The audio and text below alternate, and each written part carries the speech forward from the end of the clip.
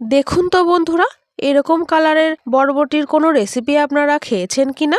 আজ এই বরবটিগুলো দিয়ে দারুণ একটা মুখে লেগে থাকার মতো রেসিপি বানাবো, যেই রেসিপিটা হলে সঙ্গে আর কিছু লাগবেই না, এক থালা ভাত নিমেষেই উধাও হয়ে যাবে। আমি বরবটিগুলো প্রথমে ধুয়ে পরিষ্কার করে নিয়ে দুই মাথা কেটে নিয়েছি।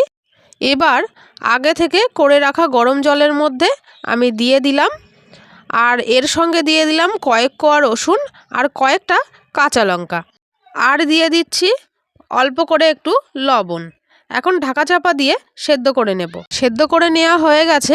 গরম জল থেকে আমি এভাবে ছেঁকে তুলে নিচ্ছি। একটু ঠান্ডা করে নেব, তারপরে শিলনোড়ায় বেটে নেব। এখন একটু ঠান্ডা হয়ে গেছে আর আমি শিলনোড়াতে বেটে নিচ্ছি। আপনারা চাইলে কিন্তু মিক্সিতেও বেটে নিতে পারেন। বন্ধুরা, সবুজ কালারের যে বরবটিগুলো হয় সেই বরবটি দিয়েও কিন্তু এরকমভাবে রেসিপিটা বানিয়ে ফেলা যাবে। আমার যারা নতুন বন্ধুরা আছেন, আমার চ্যানেলটি এখনও সাবস্ক্রাইব করেননি, তারা অবশ্যই আমার চ্যানেলটি সাবস্ক্রাইব করে দেবেন। এখন বরবটিটা বেটে নেওয়া হয়ে গেছে। এর সঙ্গে যে লঙ্কা আর রসুনটা আমি সেদ্ধ করে নিয়েছিলাম সেটাও আমি বেটে নেব। আপনারা কিন্তু লঙ্কাটা আপনাদের পছন্দ মতো এখানে ব্যবহার করবেন, কম বা বেশি। পুরোটা বেটে নেওয়া হয়ে গেছে। এখন আমি একটা পাত্রে উঠিয়ে নিলাম আর কড়াইতে বেশ কিছুটা তেল দিয়ে দিলাম।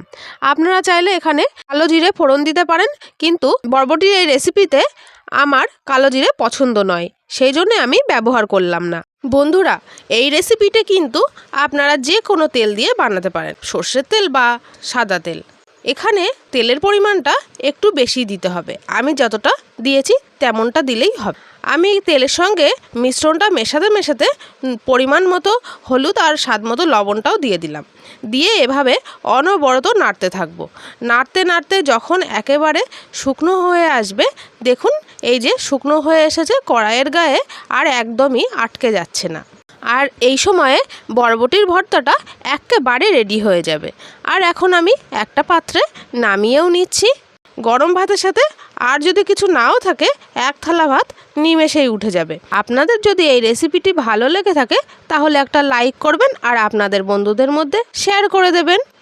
বরবটির ভর্তা আপনারা যদি কখনো না খেয়ে থাকেন তাহলে অবশ্যই একবার এইভাবে বানিয়ে দেখবেন। রেসিপিটি আপনাদের কেমন লাগলো অবশ্যই একটা ছোট্ট কমেন্ট করে জানাবেন। ধন্যবাদ।